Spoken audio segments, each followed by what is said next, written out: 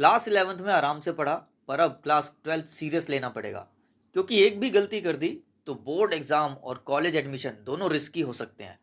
Tension मत लो, एक solid road map लेके आया हूँ जो तुम्हारी प्रिपरेशन टॉप लेवल पे ले जाएगी। तो रेडी हो? शुरू करते हैं।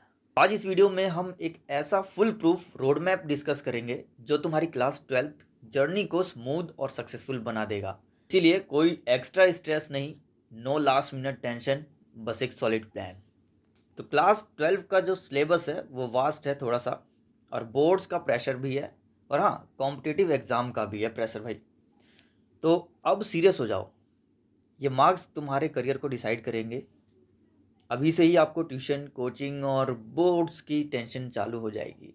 तो क्लास 12 को एक गेम की तरह समझो, और जो समझ गया वो जीत गया, और जो बिना स्ट्रेटजी के चला वो बस स्ट्रेस और एंजाइटी का शिकार हो गया।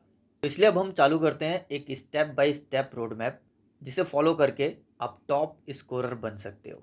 तो सबसे पहले हम बात करते हैं कॉमर्स स्ट्रीम में कौन कौन से सब्जेक्ट होते हैं। तो सबसे पहला और इम्पॉर्टेंट सब्जेक्ट है अकाउंटेंसी। उसके बाद economics, business study, maths, English and कुछ अदर सब्जेक्ट्स होते हैं जो आपको सेलेक्ट करने होते हैं। तो यहाँ पर विद मैथ और विदाउट मैथ का भी ऑप्शन आपको मिल जाता है। तो अब बात करते हैं इन सब्जेक्ट के कुछ ऐसे इंपॉर्टेंट टॉपिक जिन पे आपको सबसे ज़्यादा फोकस करना है। तो सबसे पहले अकाउंटेंसी में फाइनेंशियल स्टेटमेंट को स्ट्रॉन्ग करना है, फिर पार्टनरशिप और कंपनी अकाउंट पे फोकस करना है। अब इकोनॉमिक्स देख लेते हैं। पहले मैक्रो इकोनॉमिक्स, फिर इंडियन इकोनॉमिक डेवलपमेंट। क्यों? क्योंकि मैक्रो में न्यूमेरिकल्स और ग्राफ्स आते हैं जो टाइम कंज्यूमिंग होते हैं। उसके बाद business study, keywords plus case studies is equal to board में हाई स्कोर। तो इस बात को दिमाग में फिट कर लो। मैथ्स में फर्स्ट डिफरेंशिएशन एंड इंटीग्रेशन, फिर इजी चैप्टर जैसे मैट्रिक्स एंड डिटर्मिनेंट्स। तो ऐसे पढ़ोगे तो आपको टॉप करने से कोई नहीं रोक सकता।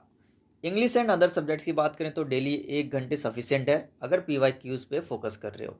अब यहाँ पर गेम चेंजिंग रूट लेकर आते हैं, यानी कि NCERT is your best friend. तो NCERT की इम्पोर्टेंस जो है वो अपने आप में ही है, तो इसको इग्नोर नहीं करना है। अगर आप रेफरेंस बुक पढ़ रहे हो तो NCERT के कॉन्सेप्ट को भी लेकर चलो। अब इतना सब कुछ समझने के बाद आपको क्या करना है, हर एक कॉन्सेप्ट का शॉर्ट नोट बनाना है जो आपको एग्जाम टाइम पर रिवीजन में काम आए। ये गेम स्ट्रॉन्ग बना सकता है।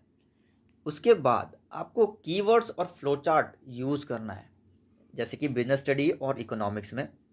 अकाउंटेंसी और मैथ्स में तो फॉर्मूला चार्ट बना के वॉल पे चिपका दो, आते जाते आपकी नज़र पड़े और वो आपके माइंड में जो है रिपीट होता रहे। देखो, इतना सब कुछ बताने के बाद अगर आपने एग्जीक्यूट नहीं किया तो सब कुछ वेस्ट हो जाएगा।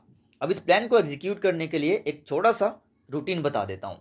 मॉर्निंग में 6 से 8 थ्योरी सब्जेक्ट जैसे कि बिजनेस, इकोनॉमिक्स ले लो। आफ्टरनून में 4 से 6 आप अकाउंटेंसी प्रैक्टिस कर सकते हो, उसके न्यूमेरिकल्स कर सकते हो। नाइट में आप 9 से 10 एक शॉर्ट रिवीजन रखो, जो भी आपने नोट्स प्रिपेयर किए हैं उसका रिवाइज करो। और एक संडे को फुल मॉक टेस्ट दे दो। एक दिन पूरा टेस्ट लिखो और एनालाइज करो कि आपने कितना पढ़ा है। आपने सुना ही होगा कि स्मार्ट वर्क की इंपॉर्टेंस ज़्यादा है हार्ड वर्क के अकॉर्डिंग। तो आप कॉन्सेप्ट को फास्ट रिवाइज करना सीखो। ऑनलाइन क्यूजेस ऐप का यूज़ करो, जो आपको MCQs और 1 मार्क क्वेश्चन को प्रैक्टिस करने में हेल्प करेगी। फ्रेंड के साथ आप ग्रुप स्टडी कर सकते हो, जिससे आपका सिर्फ ना ही डाउट क्लियर होगा, बल्कि डिस्कस करने से आपके माइंड में न्यू क्वेश्चंस भी क्रिएट होंगे। इससे आपकी एफिशिएंसी जो है 3x तक बढ़ जाएगी और स्ट्रेस ऑटोमेटिकली रिड्यूस हो जाएगा। तो बोर्ड एग्जाम से पहले 3 बार सिलेबस रिवाइज करो। सभी जो है PYQs और सैम्पल पेपर सॉल्व करो। नोट्स और मॉक टेस्ट से अपने वीक एरियाज को आइडेंटिफाई करो और उन्हें स्ट्रॉन्ग बनाओ। तो अगर ये रोड मैप आप फॉलो करते हो तो अपनी क्लास 12th की जर्नी को स्मूथ और स्ट्रेस फ्री बना सकते हो। अगर ये रोड मैप पसंद आए तो लाइक एंड शेयर जरूर करना, और अगर आप चाहते हो और भी ऐसे हेल्पफुल स्टडी स्ट्रेटजीज तो चैनल सब्सक्राइब करना मत भूलना। तो कमेंट में बताओ तुम्हारा सबसे बड़ा चैलेंज क्या है क्लास 12th में। तब तक के लिए keep studying, keep growing and all the best.